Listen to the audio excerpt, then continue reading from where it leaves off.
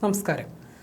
ആരോഗ്യരംഗത്ത് നമ്പർ 1 ആണ് കേരളമെന്നാണ് പറയപ്പെടുന്നത്. എന്നാൽ വീഴ്ചകൾ തുടർക്കഥയാകുമ്പോൾ ഈ അവകാശവാദം ഉന്നയിക്കുന്നവരെ കാണാനില്ല എന്നതാണ് യാഥാർത്ഥ്യം.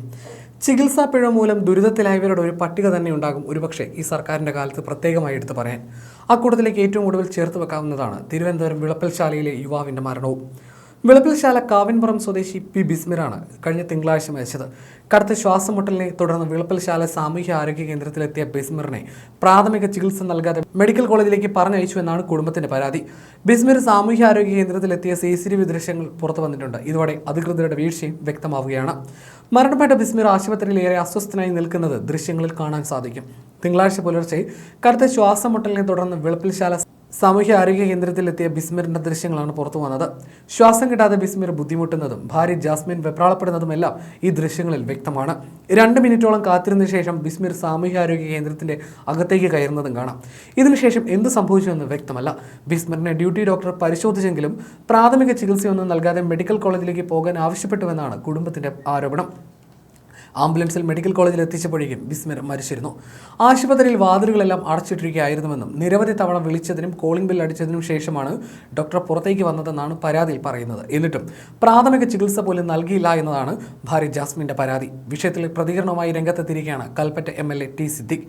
രക്ഷിക്കണേ എന്ന് ആ മനുഷ്യൻ കേണപേക്ഷിച്ചിട്ടും ആരും തിരിഞ്ഞു നോക്കിയില്ല എന്ന് അദ്ദേഹം തൻ്റെ ഫേസ്ബുക്ക് ഗ്രൂപ്പിൽ പങ്കുവച്ചു. അദ്ദേഹത്തിൻ്റെ കുറിപ്പിങ്ങനെ: 2 പിഞ്ചുമക്കളുടെ അച്ഛനാണ്. രക്ഷിക്കണേ എന്ന മനുഷ്യൻ കേണപേക്ഷിച്ചിട്ടും ആരും തിരിഞ്ഞു നോക്കില്ല. വെളുപ്പിൽശാല ഗവൺമെൻറ് ആശുപത്രിയുടെ ക്രൂരമായ അനാസ്ഥയിൽ പൊലിഞ്ഞത് ഒരു കുടുംബത്തിൻ്റെ തണലാണ്. അയാളുടെ ഭാര്യ ജീവൻ കയ്യിൽ പിടിച്ച് കരഞ്ഞപ്പോഴും ആരുടെയും മനസ്സലിഞ്ഞില്ല. നെഞ്ചുവേദനയും ശ്വാസമുട്ടലുമായി പുലർച്ചെ 1:30 ആശുപത്രിയിൽ എത്തിയതായിരുന്നു ബിസ്മിർ. എന്നാൽ ഉള്ളിലേക്ക് പ്രവേശിക്കാൻ പോലും മിനിറ്റുകൾ കാത്തു നിൽക്കേണ്ടി വന്നു.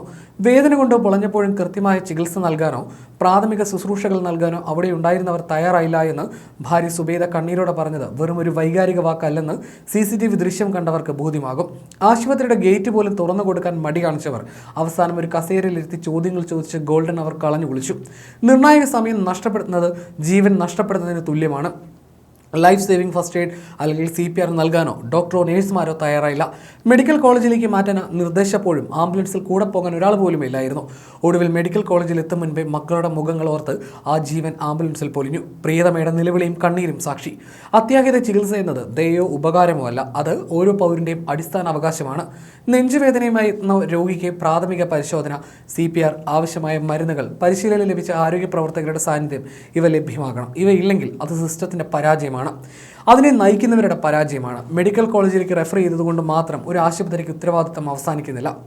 രോഗിയെ കൈമാറുന്നത് വരെ ജീവൻ സംരക്ഷിക്കേണ്ട ബാധ്യതയും ആംബുലൻസിൽ ആവശ്യമായ മെഡിക്കൽ പിന്തുണ ഉറപ്പാക്കേണ്ട കടമയും ഭരണകൂടത്തിനുണ്ട്. അതിൽ പരാജയപ്പെടുന്നത് വെറും അനാസ്ഥയല്ല, ഭരണപരമായ കുറ്റകൃത്യമാണ്.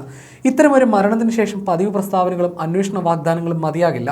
ആരാണ് ഡ്യൂട്ടിയിലുണ്ടായിരുന്നത്? എന്തുകൊണ്ട് അടിയന്തര ഇടപെടലുകൾ നടന്നില്ല? എന്തുകൊണ്ട് ഒരു ട്രെയിൻഡ് മെഡിക്കൽ സ്റ്റാഫ് പോലും ആംബുലൻസിൽ ഉണ്ടായില്ല? ഇവയ്ക്ക് വ്യക്തമായ ഉത്തരങ്ങൾ പറഞ്ഞേ തീരൂ. കുറ്റക്കാർക്കെതിരെ നിയമപരമായ നടപടി ഉണ്ടാകണം. പൊതുജനാരോഗ്യ കേന്ദ്രങ്ങൾ വിശ്വാസത്തിൻ്റെ ഇടങ്ങളാകണം, ഭയത്തിൻ്റെ ഇടങ്ങളാകരുത്. ഈ അനാസ്ഥയ്ക്ക് ശക്തമായ നടപടി ഉണ്ടായില്ലെങ്കിൽ അടുത്ത ബിസ്മിർ ആരായിരിക്കുമെന്ന ചോദ്യമാണ് നമുക്ക് മുന്നിലുള്ളത്.